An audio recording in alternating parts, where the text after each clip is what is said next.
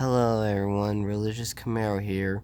Today we're going to be reading the Bible, and the reason for this is because this generation needs to be taught lessons of humanity, so we'll just jump right into it. Our first paragraph begins on XII, or chapter, I guess oh my god, chapter, goes, damn it, yeah, introductory. Let's see. Why God gave us the Bible. God created us to know Him, to love Him, to serve Him in this world, and to be happy with Him forever in the next. The better we know Him, the more we will love Him, and the more we love Him, the more eager we will be to do His holy will. Therefore, the most important lesson we must learn are those which help us to know more and more about God. We can learn many things about God from the world in which we lie, the shining stars, the silver moon, the glowing sun, the lovely flowers, the rippling streams, and the green fields were made by God. They are beautiful, and they tell us that God is beautiful.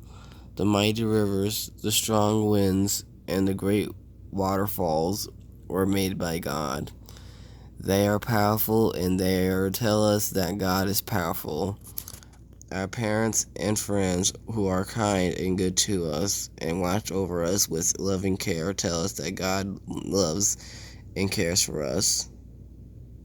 Thus, the world is like a great book in which we can read many things about God.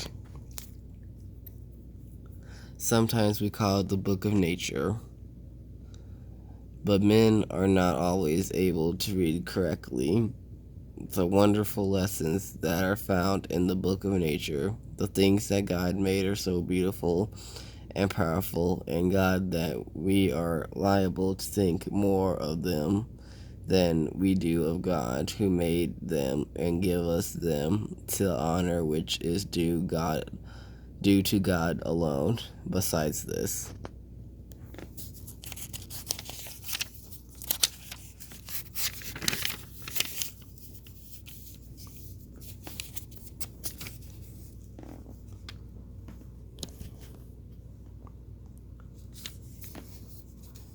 there are many things in which are not written in the book of nature. Some truths are above nature or supernatural. God knows them because He is all wise and knows all things. God wanted us to know these truths because knowing them we should have a better idea of Him and know how to love Him and serve Him in a nobler way, and thus be happier than we could ever be if we had to open this, and be happier than we could ever, even if we had to depend on what we were able to learn from the book of nature. Therefore, God gave us a book, which we will call the Bible.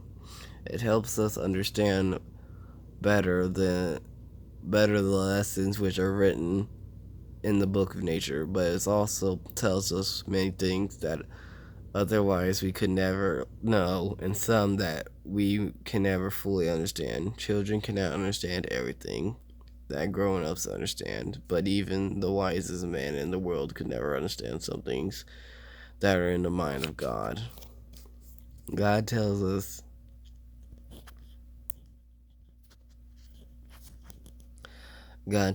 that a thing is true.